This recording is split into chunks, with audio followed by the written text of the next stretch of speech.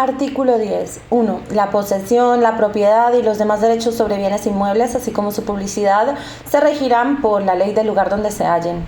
La misma ley será aplicable a los bienes muebles. A los efectos de la constitución o cesión de derechos sobre bienes en tránsito, estos se considerarán situados en el lugar de su expedición, salvo que el remitente y el destinatario hayan convenido expresa o tácitamente que se consideren situados en el lugar de su destino. 2. Los buques, las aeronaves y los medios de transporte por ferrocarril, así como todos los derechos que se constituyan sobre ellos, quedarán sometidos a la ley del lugar de su abanderamiento, matrícula o registro. Los automóviles y otros medios de transporte por carretera quedarán sometidos a la ley del lugar donde se hallen. 3. La emisión de los títulos valores se atendrá a la ley del lugar en que se produzca. 4. Los derechos de propiedad intelectual e industrial se protegerán dentro del territorio español de acuerdo con la ley española, sin perjuicio de lo establecido por los convenios y tratados internacionales en los que España sea parte. 5. Se aplicará a las obligaciones contractuales la ley a la que las partes se hayan sometido expresamente, siempre que tenga alguna conexión con el negocio de que se trate. En su defecto, la ley nacional común a las partes, a falta de ella, la de la residencia habitual común y, en último término, la ley del lugar de celebración del contrato. No obstante, lo dispuesto en el párrafo anterior, a falta de sometimiento expreso, se aplicará a los contratos relativos a bienes inmuebles la ley del lugar donde estén sitos y a las compraventas de muebles corporales realizadas en establecimientos mercantiles la ley del lugar en que estos radiquen. 6. A las obligaciones derivadas del contrato de trabajo en defecto de sometimiento expreso de las partes y sin perjuicio de lo dispuesto en el apartado 1 del artículo 8, le será de aplicación la ley del lugar donde se presten los servicios. 7. Las donaciones se regirán en todo caso por la ley nacional del donante. 8. En los contratos celebrados entre personas que se encuentren en España, las personas físicas que gocen de capacidad de conformidad con la ley española solo podrán invocar su capacidad resultante de la ley de otro país si, en el momento de celebración del contrato, la otra parte hubiera conocido tal discapacidad o la hubiera ignorado en virtud de negligencia por su parte. 9. Las obligaciones no contractuales se regirán por la ley del lugar donde hubiera ocurrido el hecho de que deriven. La gestión de negocios se regulará por la ley del lugar donde el gestor realice la principal actividad. En el enriquecimiento sin causa se aplicará la ley en virtud de la cual se produjo la transferencia del valor patrimonial en favor del enriquecido. 10.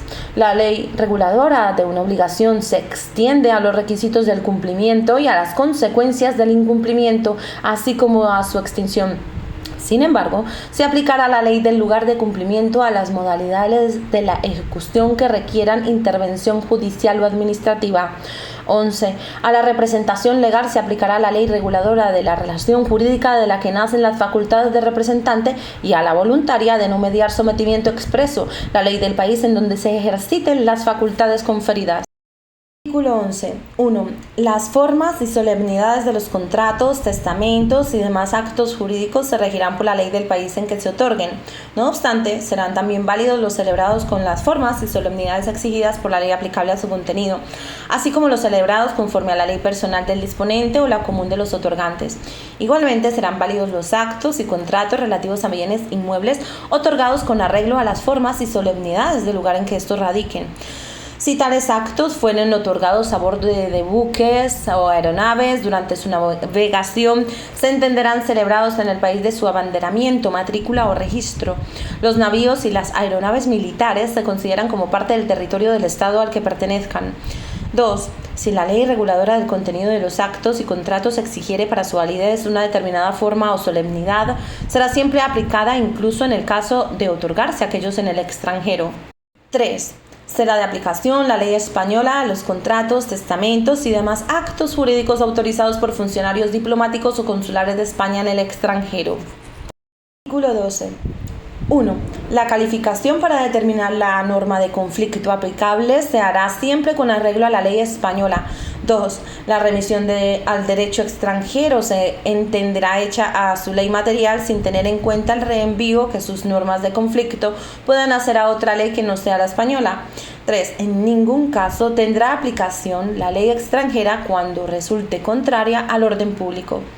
4. Se considerará como fraude de ley la utilización de una norma de conflicto con el fin de eludir una ley imperativa española. 5.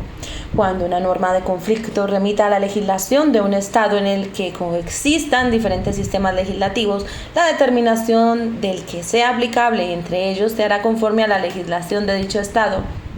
6. Los tribunales y autoridades aplicarán de oficio las normas de conflicto del derecho español. Real Decreto de 24 de julio de 1889, porque se publica el Código Civil. Código Civil. Capítulo 5. Ámbito de aplicación de los regímenes jurídicos civiles coexistentes en el territorio nacional. Artículo 13. 1.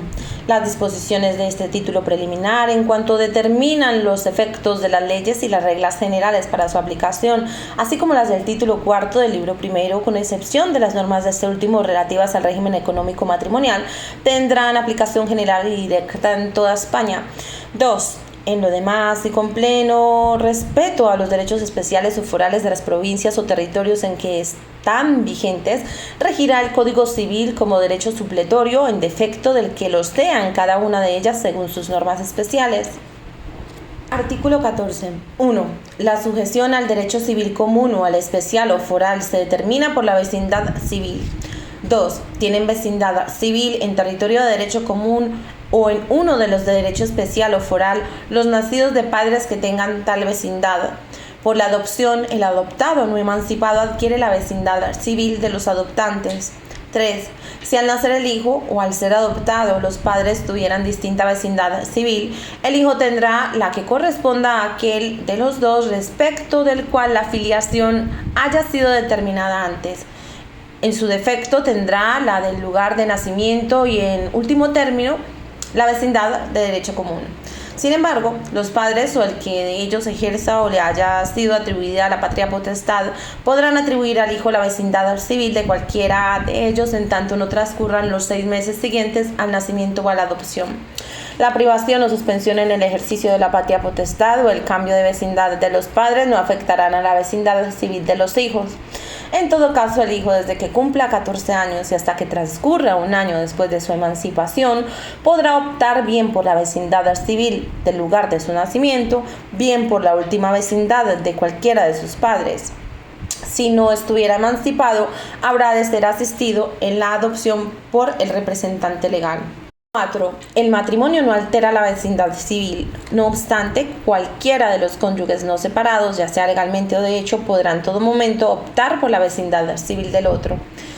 5. La vecindad civil se adquiere, primero, por residencia continua durante 2 años, siempre que el interesado manifieste ser esa su voluntad. Segundo, por residencia continua de 10 años, sin declaración en contrario durante este plazo.